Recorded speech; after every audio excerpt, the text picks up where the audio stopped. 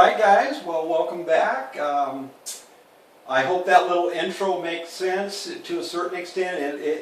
By the time I'm done with this, I'm sure it'll make a lot more sense what I just shared. Just talking about true confessions, talking about that elephant in the room. We're going to get into that when we get right about here on this little journey, this timeline. Talking about the broken roads, talking about TETS, the syndrome that I've dealt with periodically now for at least 3 years. But here's the journey, guys, and please allow me a little grace, if you will, to be somewhat self-indulgent. I feel like I need the liberty as I do this to talk about myself, about Wendy and I, and about our endeavors. And here's my promise to you, that if it's good, I'll tell it if it's good. If it's bad, I'll tell it if it's bad. I'm not trying to paint any picture other than an accurate one. A realistic view of what's come down. So if at times it sounds like I'm bragging, please understand I'm not bragging. I'm just simply saying this is where it's at, this is what was in our heart, this is why we did it. This was a fruit, it was good fruit, so hallelujah, pat in the back, big deal. Alright.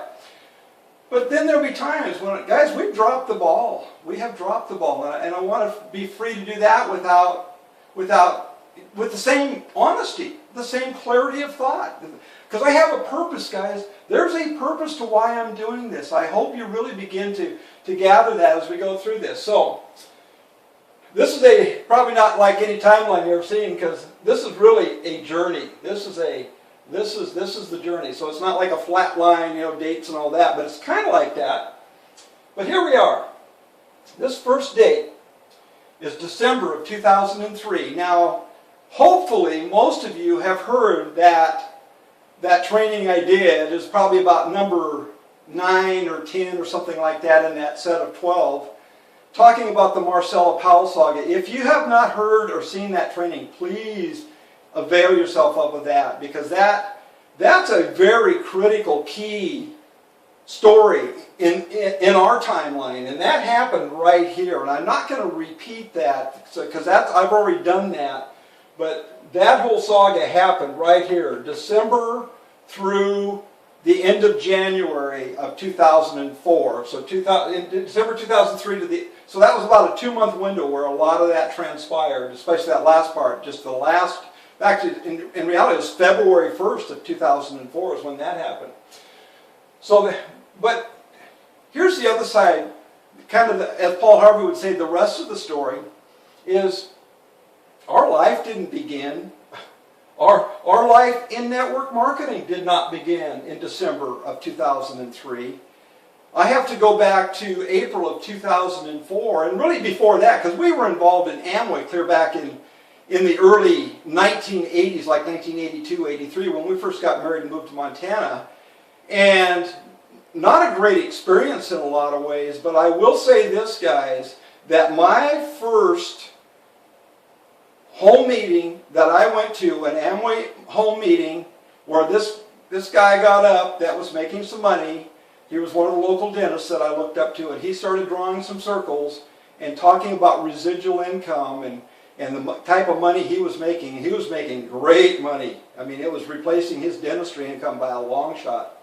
But anyway, guys, we talked about imprinting in some of those trainings. I'm telling you, that drawing of those circles and talking about another way to make a living that was not associated with trading hours for dollars imprinted me. And honestly, that's one of the reasons why we ended up in this whole thing, was because of that one encounter. Now, like I say, some other things happened. Amway was not a great fit for Wendy and I, and we just after a few months just said, no, we don't want to be part of that.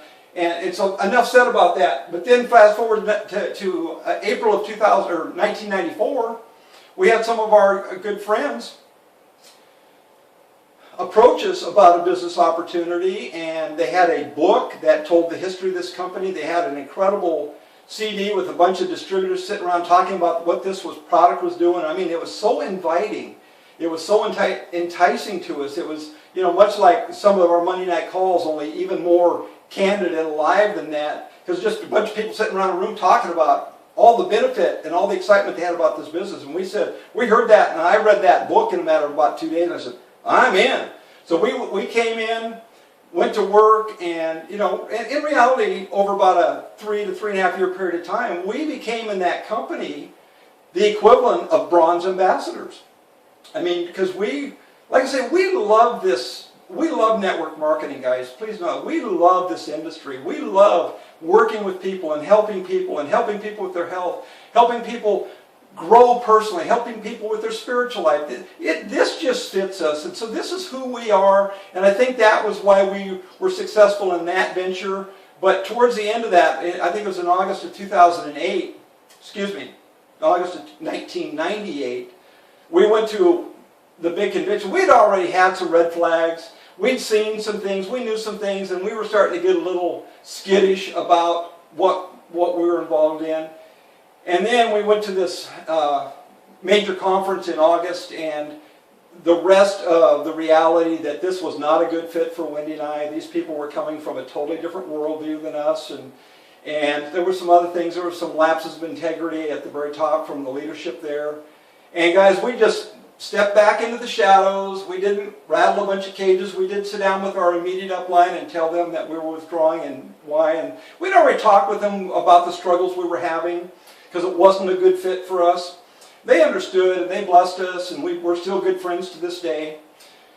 But so our income then started just going towards the end there, it was about $6,000 a month. It went $6,000, $5,500, $5,000. Now this is over a period of time, because we never again talked to anybody about this opportunity. We never again invited anybody in. That's where we got stuck, is how, knowing what we know, how could we with any integrity invite somebody to come into this situation that we thought and saw as a mess? And so we didn't. We were done. But we did our $100 a month order just to maintain that connection, because we built a considerable organization. And so our checks just bit by bit came down, but guys, since we walked away from that, over the 13, 14 years, we've made, off of residual income, we made probably $300,000 not doing anything other than placing an interestingly $100 a month order. That's interesting, isn't it? So anyway, so that's where we started. We started with an understanding of the power of this business model. We started with a conviction that if we could find the right deal, the right company, the right products, the right leader. Oh, was it huge to come to our first conference and encounter Bob and Sandy Montgomery and Ryan and Steve and all the Ron McCain and Dr. Carl and all that, just the stellar leadership we have, guys. I'm telling you, that was like, we're home, we're home. It was so good. And I still, to this day, I marvel at all of this. But anyway, so we came in and we were, we liked the stories we heard. We liked what we were experiencing on the product. And the whole thing has just been a great fit for us from day one, really. So anyway, February 1st is when we, as I told in that Marcelo Powell saga story, that was the day that we said, all right, we're in for the long haul, no turning back, no turning back. We gave it 2 years, we committed to that. We said whatever it takes. We knew, we'd heard an early training, I don't know where we heard it, but we heard a training about, if you're going to be successful in this business, then you have to learn the power and the importance of whenever you have a decision, a conflict, and there's a real decision versus a life decision, as best as you can, unless it's life and death type of thing over here, you pivot towards relive.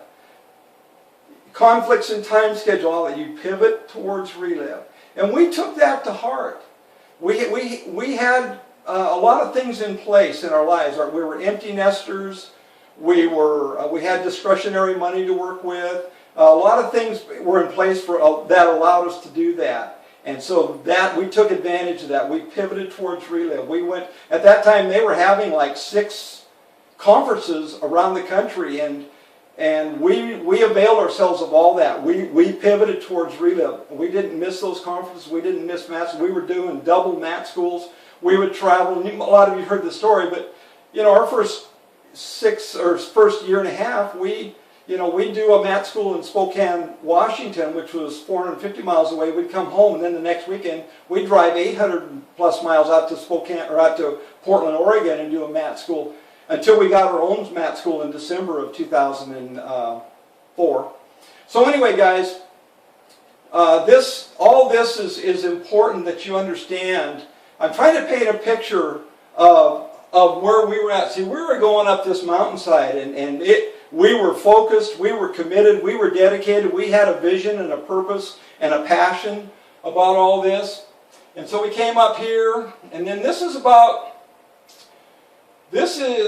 probably early 2007. So we'd gone on a winter getaway, if you will. I think we went to a winter conference, and then we took a few weeks. We were gone altogether probably 5 or 6 weeks. You know, in our organization back there, Christian by now was fully engaged. Zach and Cara were fully engaged. Doug and Julie Stout. We just had a strong team up in Montana. And yet, when we got back to Montana after our journey of approximately 6 weeks, we walked into our first Tuesday night meeting, and Wendy and I looked at each other and we went, oh my. Because I'm telling you guys, the energy, the excitement, the focus, the passion, all that was not there. And we realized that our journeys had been a bit premature, that we hadn't really set our organization up for our absence. We were really pivotal to the vision and all that. And I don't say that to brag. I don't say that to anything other than it was, and everybody that was there would have agreed with that. So be that as it may, that was the reality. But that was a good thing. There again, that broken road scenario, because that caused Wendy and I to say, we've got to set this thing up stronger. We've got to start shifting the leadership burden, the vision burden, all these things to our leaders. We need to pass the baton. We need to let people know that we're expecting them to come in and fill the void, because in our hearts, guys, was to at least be able to go south and get out of the cold Montana winters at least 4 to 5 months that next winter. That was our hope. That was our dream. But when we got back after that 6-week trip, we realized that ain't going to happen. Not in the current climate of our activities and organization up in Montana. So we began to deliberately set people down. And guys, this is kind of, some of this stuff is what we've been talking about, leverage interviewing and talking with strength and talking about purpose and helping people to own what they're doing in Relive. So that's what we went about. And we sat down with Christian and Zach and Cara and many of the other leaders, and we said, guys, we are going south this coming winter. And either you guys can take ownership and step in there and all that, or you can't. But this is your business. This is your income. This is your vision for what you want to create. So we really laid it on them in a good way, in probably a great leadership type way. And they bought into it, guys. They bought into it. They said, you're right. We have got to own this thing. And so then we come up to LM, leaving Montana. This is January 2008. I'm going to stop the recording now, and I'll be back, and we'll enter into this next little bit, and I'm going to continue this journey. This is important stuff, guys. I hope that you really stay tuned, because this will help you understand what we're doing and why we're doing it.